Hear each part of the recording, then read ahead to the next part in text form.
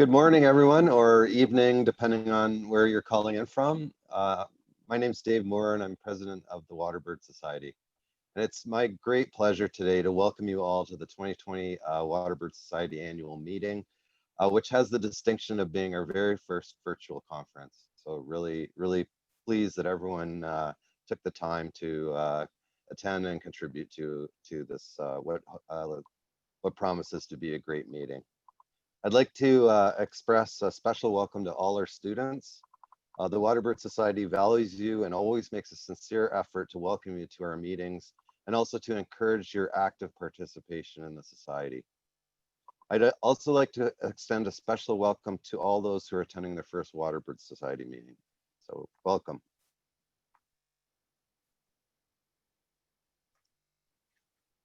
Sorry.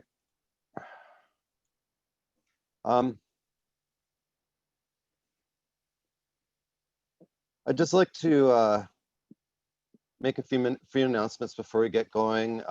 First, I'd like to make everyone aware of our new conduct policy, which is in effect during the meeting.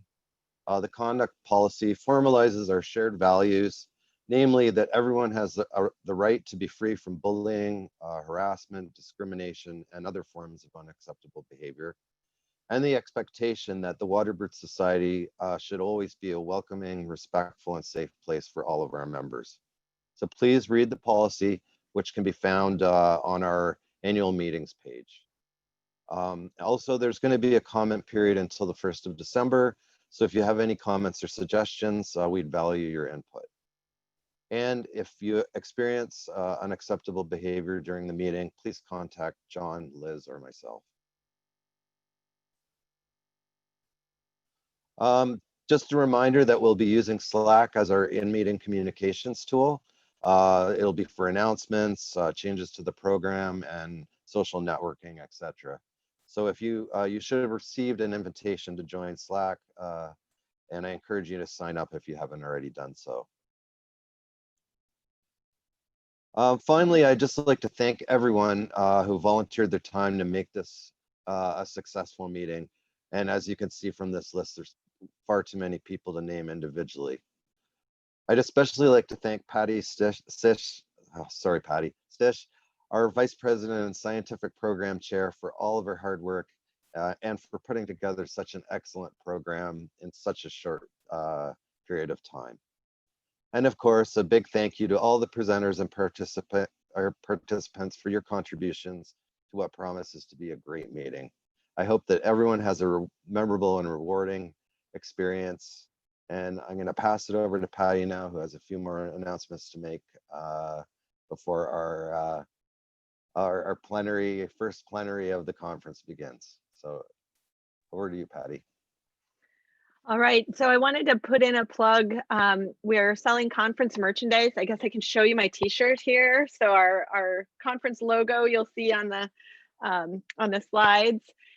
On Slack and on the website, there's a link. You can buy t-shirts and hoodies, and there you go. Dave Moore's got the mug. And proceeds will assist us to support as many students and early career scientists and international participants at our future meetings when there's travel expenses to be covered. Thanks, Anna. That leads me to another point. The chat in Zoom is really useful. Anna just posted a direct link to the merchandise, so you can shop while you're listening to Gopi's talk. Also, in each session, the moderators will be providing a link to a Google form. This year, we're going to crowdsource student presentation recognitions.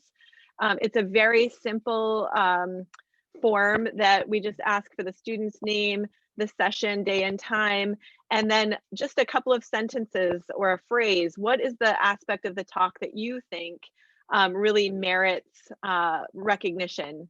So this is a little different from our formal rubric-driven student presentation awards, but I think this offers a nice platform to recognize students. So please look for that. And there's Liz Craig. She just put that into the chat now for us. There's a sale going on now. Thanks, Danielle.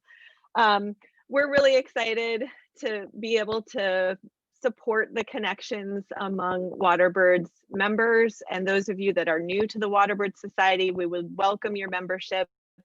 The best part for all of us about Waterbirds is the people, the connections you make, the professional network, the personal relationships. And so we're happy that you're able to join us from all over the world today and all week. Throughout the week, and especially as we close the scientific program, we'll be highlighting the special events that are going to occur after the scientific meeting this week. So next week, we've got the diversity and inclusion panel. We have student mentor meetups. We have Waterbird artist events. And then into December, we'd invite everyone to join us for the business meeting. This is a chance for you to comment on and get involved in Waterbird Society governance, help us chart the future of the society. And then we'll close with an awards and recognition ceremony on December 5th. Excellent. So because it's all electronic, you've been getting emails from me. You know how to get in touch with me, but Slack, most of us are there. So please reach out if you have questions or comments, or if we can assist in any way. If I've forgotten anything, please chime in. No, just following along on your theme of participation in the society, I'd just like to announce that 2 of our committees are currently seeking co-chairs. So it's the Publications Committee and the Conservation Committee. So if you're interested in volunteering and acting in a leadership role in the society, and if your interests lie in either publications or conservation, please contact me and I'll get you in touch with the current chairs of those committees. Excellent. We do have a few minutes until the plenary will start. So I don't want to start early and lose people who might be tuning in at 9. But this is a good time for people to connect either on Slack or in the chat box here. And we'll get started right at 9 for the plenary.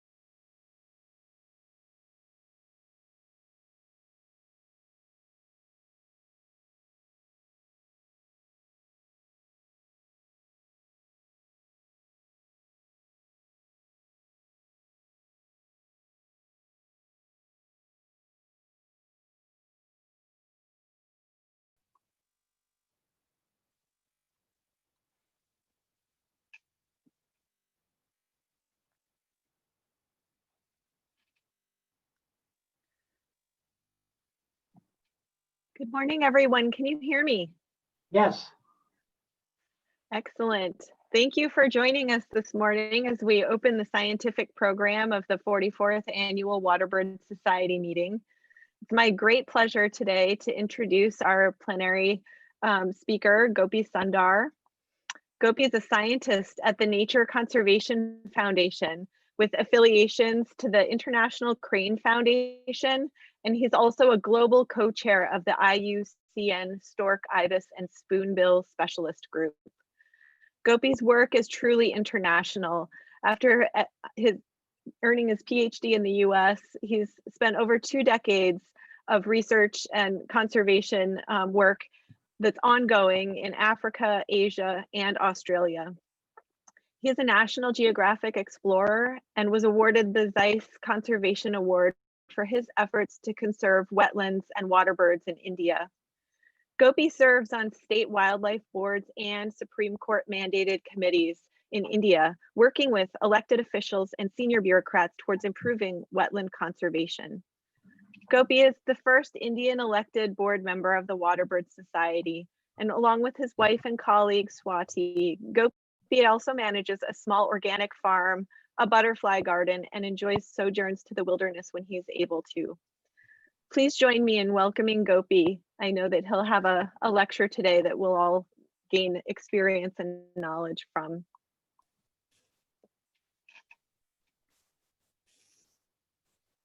Thanks, Patty. While I just set up the slides.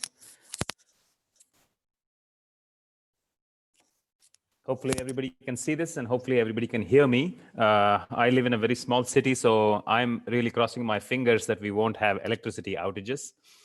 But short of that, thank you all so very much. And of course, it's a huge honor to be invited by the Waterbird Society to be giving a plenary address. I've been telling people in the Waterbird Society, it's a great honor in the country whenever we get a paper in the journal Waterbirds. And so obviously it's an institution and an organization that I've followed very closely. And lovely to see Ian attending because he's, of course, one of the stars of my career growing up and reading about waterbirds. Hi, Ian.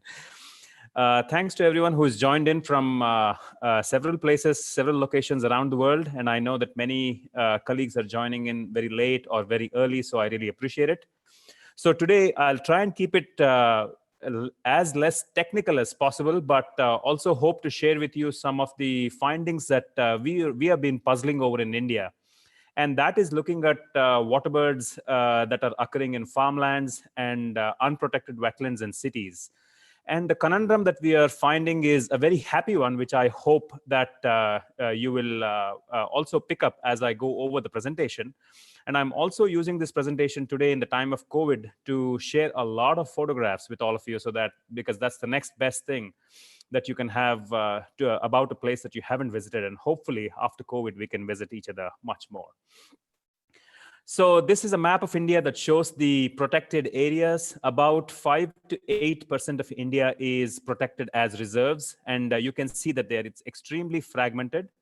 And of course, the star of the show, hopefully the videos are not covering the photographs. The star of the show is the tiger. We have about 98 to 99% of federal expenditure on conservation in India going to tiger reserves and going to conserve everything related with the tiger. So things like wetlands, waterbirds, grasslands prop up fairly infrequently in the government circles, but we've been trying very hard to try and change that with regard to waterbirds. The other context that I want to give of India is the context of extremes, and extremes not just in having this biodiversity that we do, but extremes in the human footprint. So this is a global map showing you the global human population density. And you can see that China and India are competing to outdo each other and get into purple more and more. Purple is the highest amount of density of human beings, more than 500 per square kilometer. That's the average for the landscape. Some of the towns in those areas have 3,500 people per square kilometer. So we are talking about an incredibly congested landscape across very, very vast areas. The second map that I wanted to show you is a hotspot, this time not of biodiversity, but hotspot of cropland cover. And you can, many of you are, of course, familiar with the Midwest, but some of the biggest and the largest hotspots of nearly entirely converted area occur in North India. And the North India is famous, of course, for the river Ganges, and so I'll refer to the Gangetic floodplain quite frequently in my talk. And finally, the other map of extremes which India is squarely located in is this map, which shows a recently developed map by the United Nations that shows global large cities which have at least 1 million people, and mega cities, cities that have 10 million people or more. And once again, you can see that China and India are trying to outcompete each other in filling up the map of their countries. So we are talking about a country that's extensively populated, extensively converted from its natural systems, and it's been like this not for a few years, but as far as we can make out, for thousands of years. Agriculture is supposed to have begun in North India, rice cultivation, about 10,000 years ago. So we are talking about systems that not only have very large numbers of people today, but are being converted for over 10,000 years. And those of you who are familiar with ecology, which would be most of you on this talk, would know that areas that undergo change to human developed areas and to areas that favor human beings very quickly lose biodiversity. And as you get more and more time passing after that conversion, we also have that causing huge biodiversity declines. So very, very few parts of India are areas where researchers visit. And therefore, this talk about farmlands is going to be fairly new to most people because very few researchers visit these areas. So the biggest conundrum of farmlands is that around the world, it's, of course, now the leading cause of waterbird declines, partly due to chemical use, partly due to habitat conversion, and also due to the burgeoning human population, which requires more and more farmland to be created every year. Many farmlands, especially the famous ones like California, Japan, Europe, can be very useful to support waterbirds, especially if you have conservation interventions like artificial flooding during the winter when waterbirds are migrating, or in Japan where they have eco-friendly farming of rice. So the broad question that I'm going to pose and try and address today is, are the agriculture fields in India useful, or are they not really as useful as some of the other farmlands around the world? Most of the farmlands are unvisited and unsurveyed for wildlife, and particularly so for waterbirds. As I told you, we are a mammal-obsessed country. We are a tiger-obsessed country. So very, very few people work on other things apart from large mammals and things that they eat. And therefore, this places incredible challenges to those of us who are interested in conservation, especially things like assessing the status of species, planning conservation for species, and also the problem that we have in India is most of the conservation planning for waterbirds is biased towards the midwinter waterfowl census that uses volunteers and only counts in wetlands. So the other question that is worth asking is, do waterbirds occur on the larger agricultural landscapes, or do they occur only on those small wetlands that the midwinter waterfowl census covers? And another significant question is, are their numbers high enough for us to take notice? And is it important enough for us to include farmlands into our combined psyche? You cannot go away from human beings practically in most locations outside protected areas in India. Even inside protected areas, we still have most of the protected areas with people. And scenes like this are far more common than the scenes that you would see in a National Geographic magazine or in a Discovery television channel, where you'll hardly see a person for 2 hours in a show. But this is what India is all about, where you have geese, waders, ruffs, and everything on the landscape, which seems to be living quite in coexistence with people as they wander about doing their daily business. And so we have been forced to revisit this issue of what is it that we can call habitat, given that textbooks are fairly specific, though things are changing now as people are realizing more and more that birds, mammals, and a large variety of species are able to not just survive, but proliferate in areas that are modified for human use.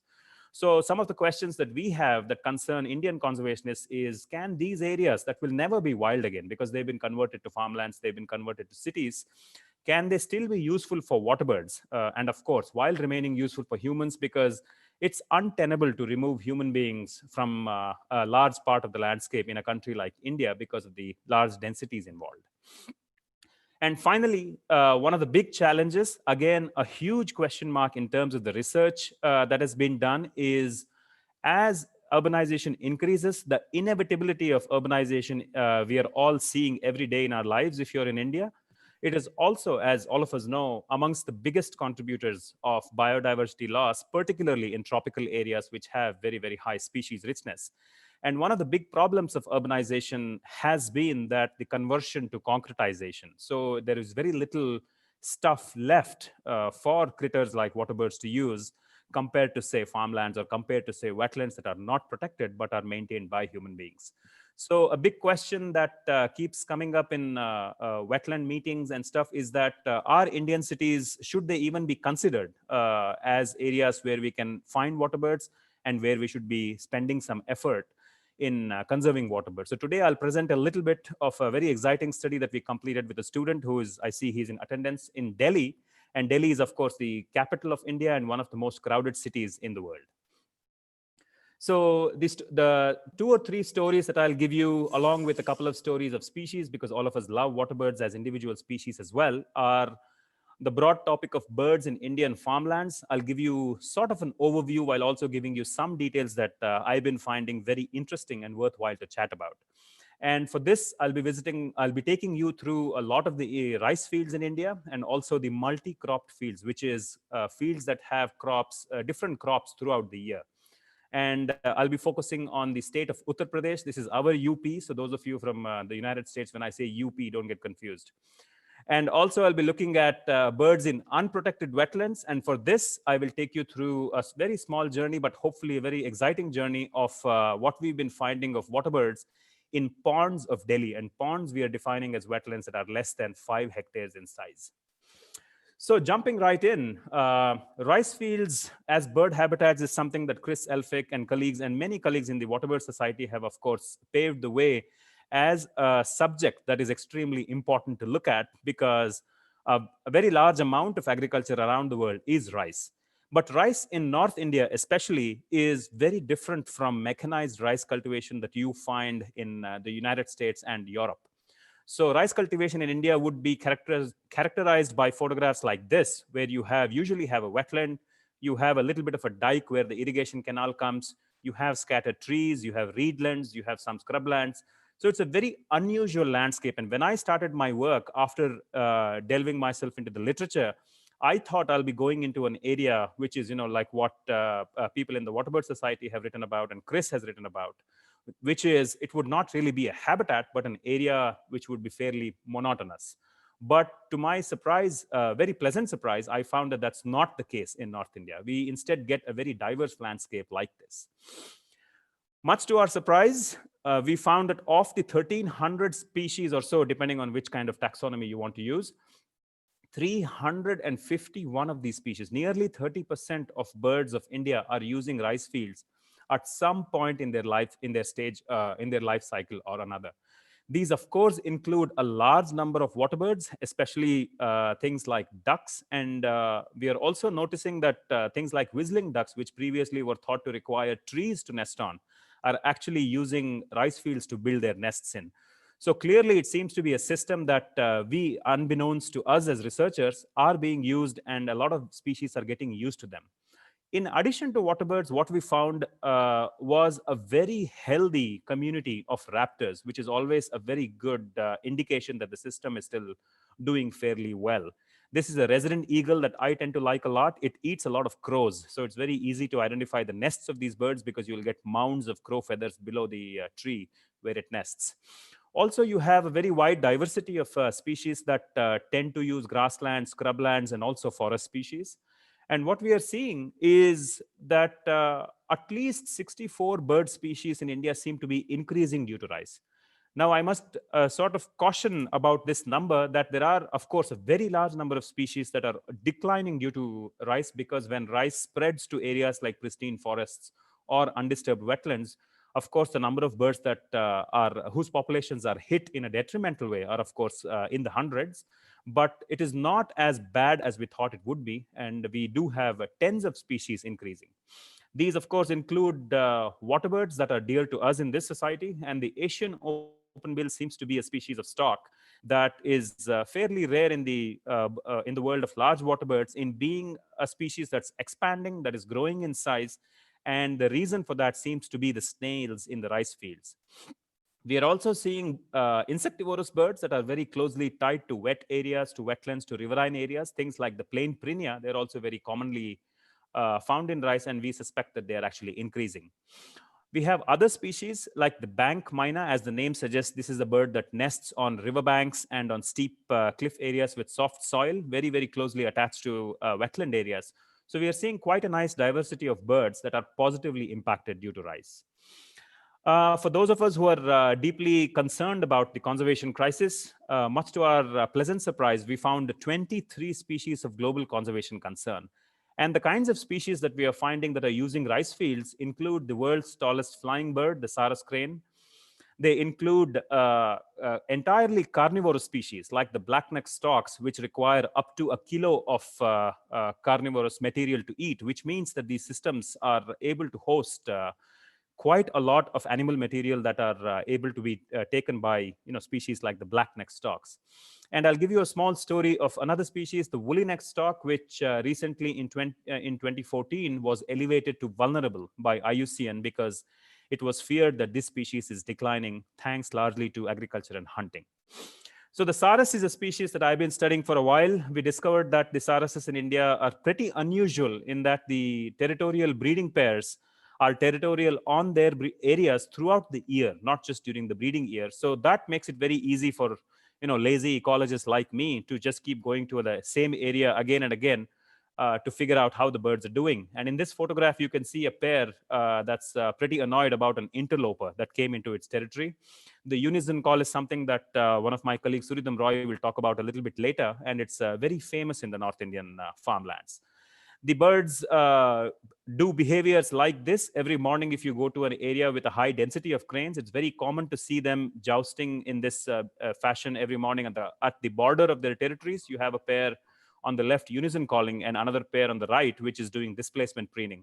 So it's very easy to, by just watching the birds, to actually delineate territories. And you can see in the backdrop that we are not talking about healthy wetland areas. We are actually talking about areas that are filled with thousands of people, which have ancient villages that have been there on this landscape for thousands of years. So it is quite a fantastic system for us to try and understand, are there things that can be borrowed from this landscape to put into other areas which have large water birds like Sarus cranes disappearing? Unlike what literature suggested when I began my study, I was told that I should be very careful about visiting the Sarus nest because they would abandon the nests. Clearly, the Sarus cranes had not read the same books that I had.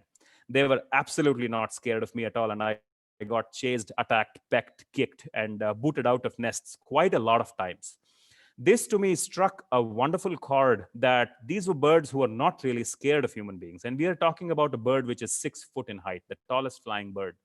And these birds are so used to human beings that they find it normal behavior to come and peck at a person who's trying to measure their eggs.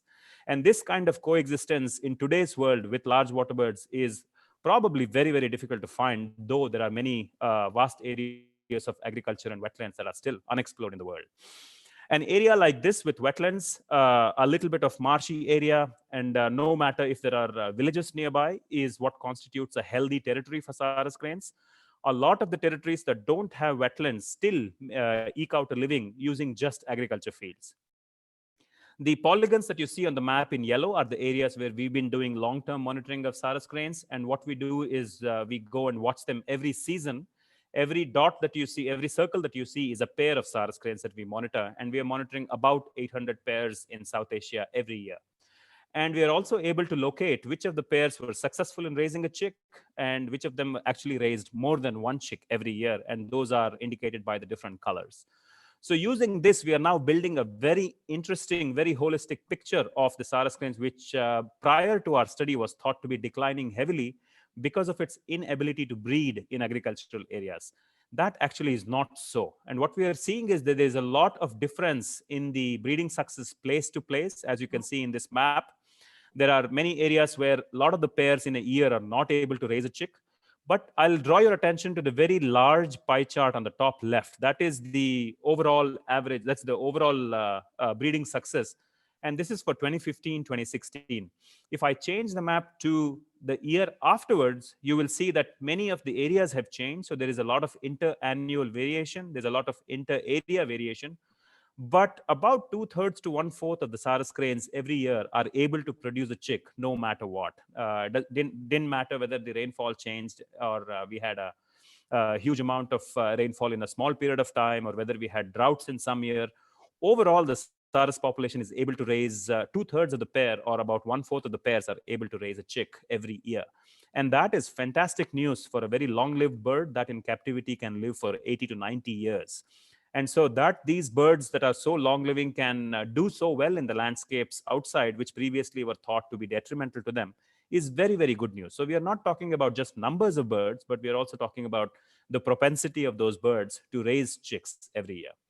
So a couple of world records here. The North Indian farmlands houses the largest known global population of the tallest flying bird in the world. So if you want to include any more superlatives, you probably can't. Also, we are seeing that the breeding success of these crane species in North India, entirely in unprotected areas, in unprotected wetlands, are much higher than what is being seen for things like the sandhill cranes, the whooping cranes, the Eurasian cranes, in very carefully managed vast wetland areas and vast protected areas in the US and Europe. That's very good news. And we are just, of course, beginning to scratch the surface. We are now beginning to see the how and the what of it, and the why of it is going to take a much longer time for us to go. The other story that I wanted to share with you, which is again upbeat like the Saras, is the woolly neck stock. Like I mentioned, in 2014, it was declared to be vulnerable, and the South and Southeast Asian population was estimated at about 25,000. This was, of course, a guesstimate because nobody had really worked on these species, and most of the reports that were coming in from Southeast Asia were pretty dismal that this bird was disappearing from vast areas of the Mekong, Vietnam, Thailand, and it was becoming much rarer to see than it was just 10 years ago. Also, agriculture was thought to be a major driving factor, primarily led by the stories that we were getting from Southeast Asia, where this bird was clearly declining very quickly because of the advent of agriculture. And because of this huge bias in information from Southeast Asia, this species started to being described as a species that required inviolate wetlands, and it started to be described as a species that required forested reserves. So this is a map which I don't want you to see the details, to go into the details of. This is, again, the multi-year monitoring that we do on the landscapes. And in short, what we are beginning to see is that not only are the woolly neck stalks resident in all of the agricultural areas where we are monitoring them, they are also at least in the thousands in each of these areas that we are working in. Now, these are very small counties that we take for our long-term monitoring effort. And if we are seeing thousands of birds in each of the small counties, added up, it becomes a substantial amount of woolly neck stalks. In addition to just numbers, we are also seeing other world records. So this is a group of 6 fledglings that we watched fledge from the nest. And those of you who have worked on single nesting stalks will know that this is a world record. I've not come across any other indication of single nesting stalks anywhere being able to fledge 6 chicks in one nest. And you can see that the area is an area where a farmland has been recently harvested. It is completely converted to raise grains for human beings. There was no pristine wetland anywhere close by. So this was really upbeat news for us who were interested in a species that was thought to be declining elsewhere. Also, what we noticed was less than 10% of our observations of woolly neck stalks were actually using wetlands, and about 70% of the observations were them using agriculture fields.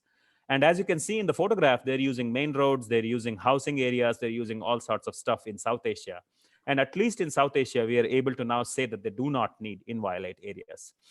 Our rough estimate for the South Asian population alone of the woolly neck stalks today is about 200,000. That's magnitudes higher than what the numbers of the stock was supposed to be. And this happened because we started to work in areas where nobody else was working in. So Indian rice fields are also turning out to be really important habitats for especially wetland birds and grassland birds. And what this graph shows you is a comparison of the habitat guilds of birds that were found all across India and the 351 species that were found only in rice fields.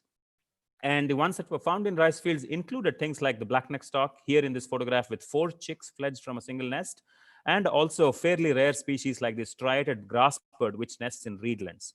And you can see in the graph that the blue bars, when compared to the black bars, most of the birds that are found in rice fields in India are actually coming from wetlands and grasslands.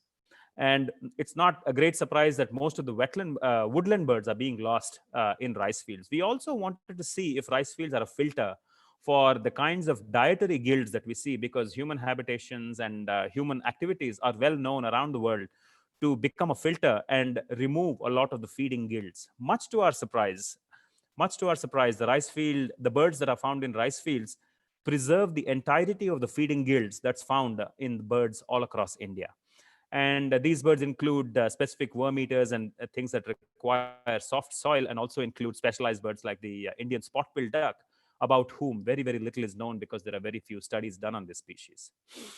This is a sketch that has been reproduced in the journal Water Birds. This is art done by my colleague and mentor, Dr. Subramanya.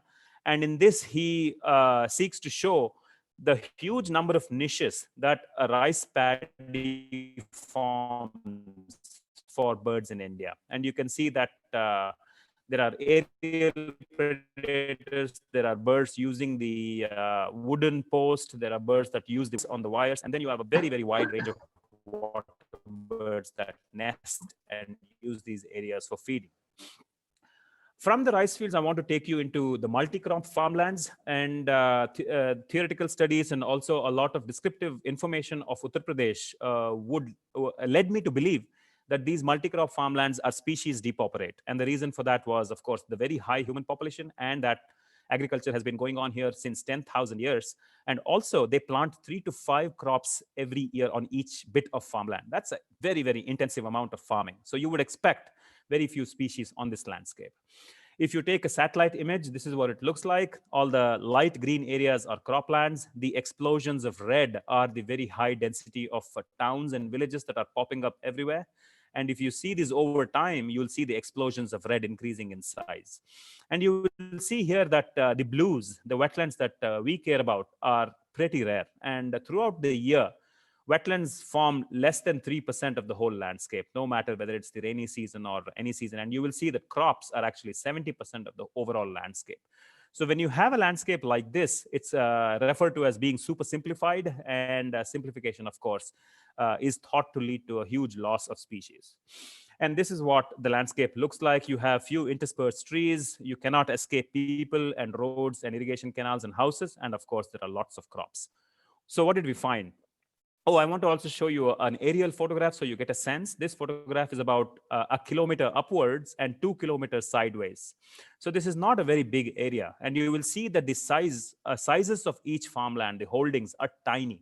And that's a function of the very high density of human beings. So these kind of areas are known as smallholder farmlands, and smallholder farmlands are notorious in having very, very few species. And the huge dark area that you see on the left is a community managed wetland, which is maintained for these towns that are clustered and very highly densely populated with people. So all these people use not just the farmlands, but they also use this wetland throughout the year, which leads to a massive amount of human presence on the landscape, which previously I would also refer to as quote unquote disturbance. So what did we find? We found a staggering 450 species on this landscape. This completely catapults Uttar Pradesh croplands to having the highest bird diversity of any non-tree farmland anywhere in the world. Farmlands like coffee and tea and other things which have shade trees also tend to have larger number of species because they retain a lot of the rainforest elements.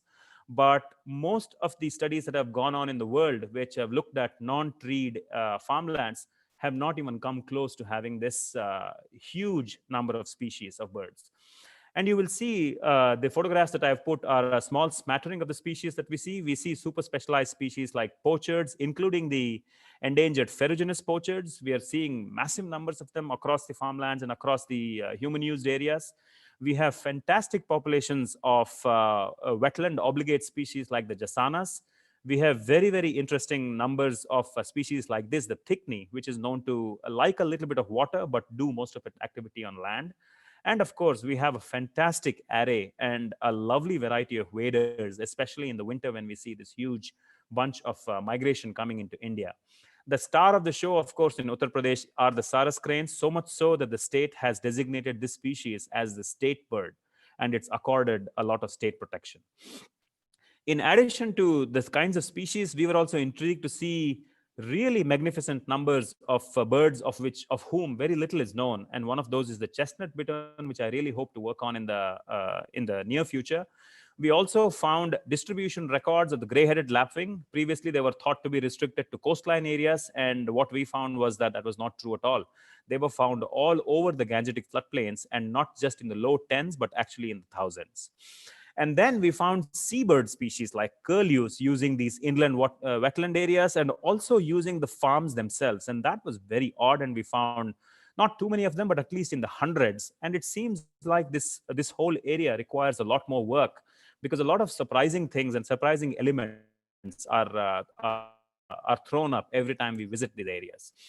So what is it that drives species diversity? It's actually remnant habitat patches. And these habitat patches are not retained for wildlife. These are patches of grasslands, tiny wetlands, a little bit of scrubland areas that are actually maintained by individual farmers to help go over hardships and to have enough forage for their cattle and things like that. So this would be a natural example of some remnant patches. We have small riverine areas, streams, canals, which usually have a very nice habitat for birds at large, not too much for water birds. But the remnant patches that I am talking about are patches like this that have been created because of the activities for human beings. So you will see that the grassland areas in this particular photograph, and these grassland areas are formed because there are new canals that have been brought into this area. You'll see a small amount of flooding just behind the tree, and then that's creating new wetland areas. And as you walk in the farmland, you will never ever come in an area where you don't encounter these remnant habitat patches maintained and created because of farming. So this is a very different system than what I was used to hearing about. So some of the species that are benefiting from communities retaining wetlands of all sizes, these are just three of the examples.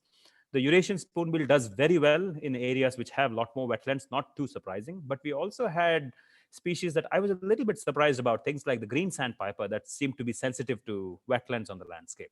We also have species like the great egret, which I would have thought would have done pretty well just in the rice paddies. This photograph was actually of a bird in rice paddies. But numbers of the birds increased as the amounts of wetlands on the landscape increased. The second thing that we looked for is the intensification of rice. So as you move from the west to the east, that's sort of how the Ganges flows. And in any floodplain, as you go across the river, then you find more and more people accumulating on its banks.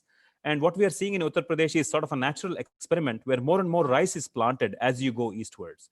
So this creates a system of intensification or some sort of a monoculture, or an increase in monoculture. And I was interested to see if this was useful for the birds. And what we found that while the remnant habitat patches were positive for most of the water birds, the degree of intensification of rice, controlling for all other effects, was actually not doing very well for the water birds. And three of the species that I've shown here, and I've deliberately chosen piscivorous species that don't do very well with rice intensification, even if there are small wetland areas preserved, are things like the kingfisher, the little green heron, and the migratory large cormorants, which seem to require a lot more wetlands because they're at least two of these three species are largely piscivorous. What were the most abundant species? And this I've done deliberately because I want to contrast this with what we found in urban areas. Not too surprisingly, for those of you who are familiar with human modified areas, around the world, the common myna has taken over, and even in its native habitat, it is the most common bird species. Fortunately for us, we also have wetland species like the bank myna, which were very, very common. We had insectivorous birds like the large gray babbler.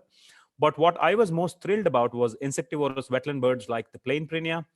The house sparrow, of course, is doing incredibly well. And finally, a species that requires reed beds to nest in, the black-breasted weaver, is amongst the 6 top abundant species in Uttar Pradesh.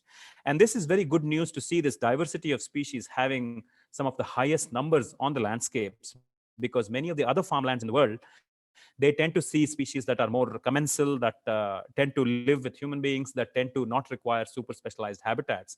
And it seems like the entire landscape of Uttar Pradesh is still good enough for many obligate wetland species to do very well. So the other story that I have is about the water birds in Delhi's pond. This photograph I've picked very deliberately because this is one of the pairs of sarus cranes that still lives within Delhi limits. And in this photograph, you can see that it's raised a chick that year. They're not doing very well around cities, as you can imagine, because of concretization. So this is Prakar, with whom I did this study from Amity University. And Prakar was interested to look at factors that were driving the species richness and the bird abundance in Delhi's ponds. So why should we bother about water birds in cities? Like I said before, cities are expanding and they're going to be increasing in numbers in countries like India, and they're not going anywhere. So we really can't ignore them simply because they seem to be unnatural habitats. Indian cities, of course, are very different from many of the other cities that I visited in the US and Europe. They have a lot more character in the sense that they have small wetland ponds maintained by villagers. They have huge trees that are maintained in temples, and you have tiny wetland and excuse me, wetland and grassland patches that are maintained for grazing by the animals in the center of cities, even in the center of Delhi. And they're also very highly populated. So we don't know if they're less or more suitable for birds because of this mix of characters. And the big question that we wanted to ask were that can the remnant wetland patches inside these cities still help retain waterbird diversity? So this map shows you how the wetlands in Delhi were distributed. In the center, you will see that many grids had zero wetlands, zero ponds, and those were the areas that were highly concretized, highly built up. And as the city is expanding, then the wetlands are disappearing. And most of the wetlands are, of course, in the outskirts or in the periphery. And this is very common sort of a design for you to see in any city. This is one of the wetlands depicted in the photographs with lots of poachards. And wetlands in Delhi are not going to be very excitable if you look at the photographs. So this is what a traditional wetland would look like. This is within a stadium. They have a lot of concrete, but also a lot of trees because people use these areas for walking and other things. And we noticed that any wetland, any pond that had an island, on average, tended to have 11 species more than ponds that did not have an island. So this small, very small inclusion of even an artificial structure seem to be helping benefit the kinds of species that are able to use Delhi's ponds. Many of them are created for maintaining sewage, for land use, for refilling with garbage, because people just don't know. Nobody has done any studies on urban wetland areas in India, and this was the first study in the whole of India on ponds. And then you have areas like this where you have housing development being authorized by the people, but the current laws don't allow them to remove the wetlands. So you have very interesting situations like this, which are not ideal because it's you get diseases, you get birds being disturbed, and then you also have domestic things that can transfer diseases and so on and so forth. What did we find? In a small sample of 36 ponds, we found a staggering 180 species. This again catapults India's human-dominated areas into a world record. There is no city in the world that seems to have so many species using very tiny wetlands. The cross-section of the species that we found was, again, very exciting. It was very diverse. So we had species like the endangered ferruginous pochard. We had our own native Indian spot-billed duck. We had a fascinating array of things, including avocets that still seem to be able to use the ponds in the middle of a bustling city. We continue to have fantastic populations of thickneys. And then we had birds which were not purely wetland birds, but they were using these areas because like the hoopoe, they require soft ground. So some ponds are around the only area where they get soft ground in a city. And then because there were so many trees, we have a lot of birds that use trees like the barbets. And we had a very nice array of raptors as well beginning to use these wetlands. And plus, not very surprisingly, we found a fantastic array of waders that continue to use Delhi's ponds. So if you look at the guilds again and compare it and contrast it with what we saw in Uttar Pradesh's farmlands, or rather the rice fields of India, you can see that once again, the dark gray here are the birds that we found in Delhi's ponds, and the light gray are all of the birds that have been seen in Delhi over the last 4 decades. And you can see that the ponds of Delhi, not surprisingly, are dominated by wetland species and underrepresented by woodland and other guilds. And again, fascinatingly, when we looked at feeding guilds, the tiny ponds of Delhi seem to have preserved the entirety of the feeding guilds that are found across all of the birds that were found in Delhi. And this was astonishing because there are very, very few studies that show the small remnant patches inside bustling urban areas being able to preserve the entirety of the feeding guilds. Usually, we see a filtering out of either the insectivorous or the carnivorous communities because they are unable to find the foods that they require. So what was influencing the waterbird diversity? I won't go too much into the detail of the analysis. I've just written it down, and we can always come back to it if we have time for discussion. What we found was, if you look at abundance and species richness of three groups of birds that were waterbirds, the open area waterbirds like wagtails and pipits and stuff, they were positively influenced by size of the ponds. Even though we were looking at things that were less than 5 hectares, as the size increased, the number of birds and the species diversity of this group increased. And you will note that there's a nice strong negative here for management. As the number of management interventions of Delhi's ponds increased, we started to see that many birds responded negatively. And if you look at another group, the waders, the same thing. You see that as the size increased, the waders liked it a lot, especially the abundance of waders increased heavily. Shoreline diversity, they really responded to it in terms of species, but both in terms of species and abundance, they really did not like the increase in the management interventions that happened in the ponds. And finally, the open water species like moorhens, ducks, grebes, and stuff. Here we had a very interesting thing where they, of course, responded positively to size. They responded positively to the diversity on the shoreline. But these birds were the only gills that reduced both in numbers and in species as the amount of concrete around the ponds increased. Now, this is very unusual because in many other cities, you find practically all of the gills responding negatively to built up area, whereas in Delhi, we find a very small group of birds responding negatively to built up area. This is a complex map, which I won't go into the details of, but what it shows is the various management interventions on your left and how much they contributed to the number of species of the different gills on the right-hand side. So you will see that the aerial feeders in Delhi's ponds are a small proportion of the total species. Most of the species are species that were using the shoreline vegetation. And then you had about 50% of the birds being water birds. And you can see that the interactions of the different managements were pretty extensive, no matter the kind of gills. So we are seeing a very complex system, despite being inside the middle of a city. So the most abundant species, not surprisingly, pigeons, crows, mynas, but the most abundant species were also 3 waterbird species, including the moorhen, the stilts, and the lapwings. So is it a big deal? It's absolutely a big deal. Less than 5% of the area, which is ponds in Delhi, they are hosting 37% of Delhi's bird species. This is unprecedented in urban ecology anywhere in the world. So maintaining ponds largely for humans is providing ecosystem services to the tune of millions of dollars every month, not year, but every month. Several waterbirds of global conservation concern, like storks, avocets are of course getting rarer in India, not so much in the world. They're still using the city's ponds. And waterbird habitat relationship did not show very clear negative impacts, which was very odd.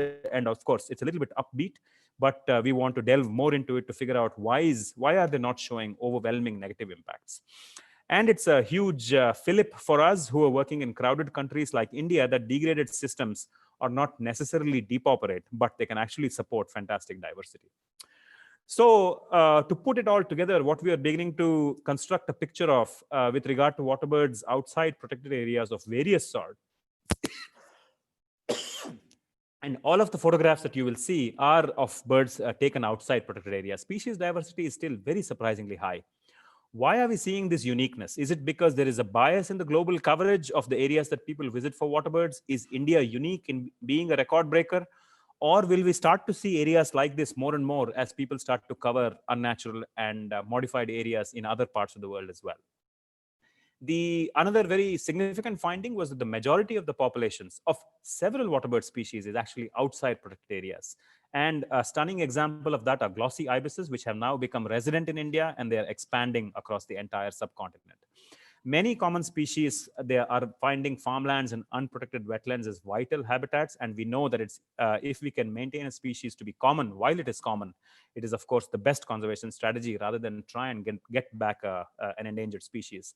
So we are now dealing with a situation where literature would tell us that agriculture and unprotected wetlands are actually poor habitats. But what we are finding in India is the opposite.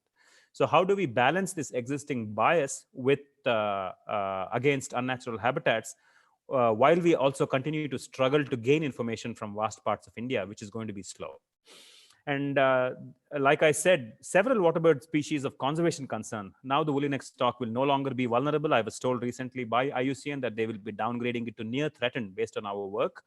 We are also finding similar stuff for the lesser adjutant, which is currently placed in vulnerable. And we are finding out that it's actually not as endangered as we thought. And that is because people had not visited farmlands to look for this species. So is it possible now to start incorporating the conservation of these birds into national and international goals, which are so heavily focused on areas that are inviolate and that are away from human beings? It's a big challenge because the kinds of areas that you're talking about, the geographical coverage of the areas that we are talking about is pretty vast. And then we are beginning to see novel interactions between habitat, between policy, and the human interventions that are causing species richness to actually go up in some instances and go down in other instances. Are these patterns generalizable? Should we be seeking generalities, or should we be looking at city-wise plans when we look at urban areas? So these are questions that we really need to dwell on fairly seriously. So this work, of course, was not done alone. It was done by a lot of people. I started this work at the University of Minnesota. And by the way, the first research project grant that I got was from the Waterbird Society. And so it was very nice to come back to the Waterbird Society to give this presentation. I thank all of these people, institutions in Delhi, and the long-term monitoring team. And of course, it's been a real pleasure to be part of the 44th annual meeting virtually. Thank you so much.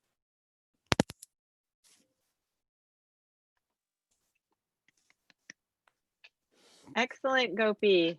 We have some time for questions. If people can either announce in the chat that they have a question or type, I see Joanna's waving her hand, so I'll call on Joanna first. Joanna is one of my heroes, so it's wonderful that she's giving the first question. Well, first of all, this was a wonderful talk. I loved it. It's great. And I went to India years and years ago. And what struck me the most is people don't kill birds there. People don't disturb them there. People don't throw things there. And my guess is that a lot of what's going on is that the human response to birds is very different. They don't eat them. We were in Vietnam recently. There's hardly any birds at all because you see little kids walking along the road with slingshots and yeah. They're eaten or killed regularly, as they are in South America and a lot of other places in the world. India is the only place I've ever been where you could find large flocks of parakeets in the cities. Everywhere there are birds. People don't throw things at them. They don't scream at them. They don't yell at them. They let them live. And I think it's a human problem more than it is a bird or habitat problem or even declining habitat problem. If you leave the birds alone, they will come. If you shoot them and eat them and kill them and harass them. So this is a wonderful study, and my hat goes off to India for having the kinds of attitudes that allow the bird life to survive. So you did a great job. This was a great talk. Thank you. Yeah, the whole issue of quote unquote culture has been very difficult to measure because, we are sort of constrained by being ecologists where we want to measure everything and we want everything in its nice little boxes that are measurable. So things like culture are very difficult to measure. And as you very rightly point out, when you're going on the landscape on Uttar Pradesh, you'll see a lot of birds, and you can actually predict the caste of people who live in an area just by looking at the birds on the landscape. So the moment you start to come into an area with fewer and fewer birds, you would more or less be correct that that area would be dominant in Christian and other caste and religions and stuff, because there is a lot more non-vegetarianism, a lot more hunting. So it's very, very interesting, the huge overlap of cultural values, of religious beliefs, of, as you said, there is hunting everywhere. We've been noticing that hunting is actually a major threat in some areas, but you must have visited North India. So in North India, it's much less of a threat. Could you just do it that way, the way you just described, give the percent of different types of individuals, demography, demographic kinds of stuff? I mean, we do that for other things. Why couldn't we do it to show this? And I think it would really be a lesson to the world, because I don't think as many people think about it quite that way. They think about the cows that they see around that are protected, but they don't think about what it's doing to everything else. That's correct. So now we are seeing a lot more studies emerging from India that are outside protected areas, because like I was telling Patty before the meeting started, we live in a small town in Rajasthan, and we have 6 leopards outside our house. We have a family of hyenas, and that's sort of unthinkable in, I've been to China, I've been to even places like Kazakhstan, which has such a low human population. But as you correctly said, hunting and a sort of a focused destruction of breeding, adult populations, that's always going to have the most drastic effect. I loved Rajasthan. We love it. From the chat, Woody Woodrow says, if agricultural production, it just moved. If agricultural production efficiencies increase, do you see that this could become a threat to the species dependent on these farmlands? Yes. So there are two kinds of efficiencies that are happening. One is seed harvesting. So now instead of doing it by hand, we are seeing a lot of mechanized seed harvesters happening. We suspect that that's going to hit the granivorous species that used to live off of the waste grain quite a lot. The second one, of course, is overall general mechanization. But fortunately, or ironically, shall we say, a lot of the areas that I study birds in are smallholder systems. So the people don't have the money to hire a tractor or hire a harvester. So they still continue to do everything by hand. But in areas where you have richer farmers, where you have larger land holdings per farmer, then in those areas, you will definitely see much fewer birds on the landscape, much fewer large water birds on those areas. So we clearly have this problem of mechanization. And fortunately or unfortunately, the population of North India is not going to decline anytime soon. We're only seeing increases. And that's similarly so in the peninsular part of the country. So smallholder farming is not going away. And that, to me, ironically, if you look at literature, it's so ironical that you can't believe it, that I'm hoping that smallholder farmer is here to stay because it's providing a huge amount of benefits to farmers. It's providing them social advantages. For example, they're able to fight institutions like Monsanto who want to come in with genetically modified grain. And ironically, the large number of people on the landscape is helping prevent the decline of birds. So it's a very interesting landscape. Erica Knoll asks, was there one particular modification to the ponds that reduced species diversity that would be simple to tell urban planners? Yes, I won't go back to the slides. We can just have a conversation now. But yes, we've identified one or two, and concretization is not good. So concretization gets rid of open areas. It gets rid of a lot of the shoreline diversity, and waders don't like that. A lot of the swimming birds don't like that. So there are two or three things that we have picked up, and we have a paper currently in review in biological conservation where we actually point out that Delhi's policy, which prevents people from converting the ponds, is actually responsible for this fantastic citywide diversity.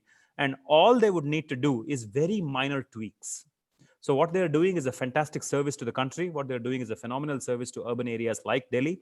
And it just requires tiny tweaks that we can do, keeping the birds in mind now that we have this information that will improve this area even more, if you can believe that. I mean, we'll find more than 180 species if we can make those tweaks. Danielle asks, do you think if you were to examine numbers in the developed areas over time that you would see increases, decreases, or stable populations? It's fairly mixed. So we have a study going on in Udaipur, which is called a tier 3 city because of the population, and the city limits is not very heavily built up. So in this area, my suspicion is that we will see bird communities changing drastically as the amount of buildings increase in the city. But fascinatingly, what we are finding even in Udaipur is that there is absolutely no significant relationship between built up area and species richness. Can you hear me okay? Mm-hmm. Yeah, so the results are going to be mixed. And of course, as concrete areas increase and as we lose both farmlands and wetlands, that is, of course, going to be the biggest threat no matter what. But how we manage our cities and farmlands, if we can use this information, and it's very, very, only one or two groups of people are working on this for the whole of India. So it's going to take a while before we interest policymakers, we interest politicians, and we interest farmers. And which is why I spend a lot of my time now working with politicians and bureaucrats and farmers, because working on birds is what I really want to do. But unless we start to talk to policymakers now, we are going to see a massive decline in the near future. Michelle asks, it's very clear that rice fields are important habitat for water birds in India. Are there impacts to the crops that might cause farmers to view water birds unfavorably? Do you think farmlands are sustainable habitats into the future with that potential conflict? Yeah, so initially we thought that they might be serving as ecological traps. And what we are seeing with the long-term monitoring and with the 20 years of data that we have now, breeding is fantastic. Populations have not declined in the vast majority of areas. We have been seeing some fluctuations, obviously, because of rainfall and other things. So areas like Uttar Pradesh seem to be driven by something like the seasonal monsoon. That's our rainfall season that occurs, torrential rainfall for 3 months of the year. And there is nothing else that you can really grow there. So it seems like the climate, the attitude of the people, the very fertile soil, which gives rise to a huge amount of soil diversity that helps a lot of shorebirds. This mix of characters seems to be making sure that this system is actually pretty sustainable. And over time, if you follow historical records, the Britishers were pretty finicky about keeping records of everything they hunted, everything they saw, all the eggs they collected. And the founder of modern Indian ornithology was a person called Alan Octavian Hume. And some of the photographs that you saw were actually from the area where Alan Octavian Hume was responsible for bringing in irrigation canals. And he never once mentions sarus cranes using rice paddies. He only talks about them using large lakes and large wetland areas. So it seems like over time, things have actually improved for the water birds, if you can believe that, as rice cultivation became and the various structures to help rice, like irrigation canals and stuff, were brought into this area. And I have no doubt that there were several birds that required slightly drier areas that have reduced in these areas, but it's very nice to see that there are many birds that are doing well. Caroline asks, is exposure to herbicide or pesticides an issue for these water birds? We've not seen any egg thinning. We've not seen any instances that are fairly obvious of sublethal effects of behaviors of other things. There are a few pockets of industrial pollution where, of course, the birds are eliminated because of poisoning and other things. But sublethal effects and stuff, we're just beginning to study the effects of things like mercury, for example, because the Indo-Gangetic floodplain is also the hotspot for mercury deposition. It's got the highest mercury deposition anywhere in the world. And as we know, mercury has very serious impacts on water birds, especially sublethal things that can go unnoticed. So we've just begun monitoring of that. And quite surprisingly, we are seeing even carnivorous water birds not accumulating so much mercury. I really can't explain this. It could be partly due to the dilution that the monsoon brings. It could be because the people are not using the kinds of herbicides and pesticides that the industries might want them to use. I don't know, because we've not really looked into those elements. Susan asks, are you concerned that your message could be translated into develop the land, it's good for the birds? Well, we are looking at land which is developed. So we're very carefully when we give a message. So we don't say that get rid of protected areas. Of course not. That's going to have to remain the backbone of biodiversity protection. What we are saying is don't just look away from things like farmlands and ponds in cities, which are thought to be very dirty, species depopulate and things like that. And it seems like, at least in India, we are not seeing that. So our messaging is very, very carefully done, and it's to the point that we don't really bring in illogical comparisons. We did have an instance when Chris Elphick's paper was held up in court. I was fighting a group that was converting wetlands to rice fields, and they held up Chris Elphick's paper, which said that rice fields have functional equivalency of wetlands. And in his area, there are no remnant wetlands on the landscape. So in our area, it's dotted with thousands of small, tiny wetlands. And what we found out with species like sarus cranes and blackneck storks, and our papers were presented in the court, where we actually had to show that those are very different systems. In California, it is very vast systems which are super mechanized, and they really have to flood the areas to make it conducive for water birds. We are talking about systems in India which are poorly studied, but we have documentation to show that it needs to be interspersed with wetlands to actually make it a healthy landscape. So yes, there is a risk. Fortunately, we had papers published so we could counter Chris, and I told Chris that thanks to you, we nearly lost thousands of wetlands. Folks, I'm going to interject here. I am going to sign off. I'm going to turn over the questions to Dave to moderate. I'm going to start the next session, the cranes and storks session, but we had a paper withdraw, so that will not officially start until the 10:20, the second talk period. So this conversation can continue while I get the speakers settled for the 10:20 start in the cranes and storks section. Nice job, Gopi. I really enjoyed this. Thank you. All right. I'm going to sign off and really hope it doesn't cut all of you guys off at the same time.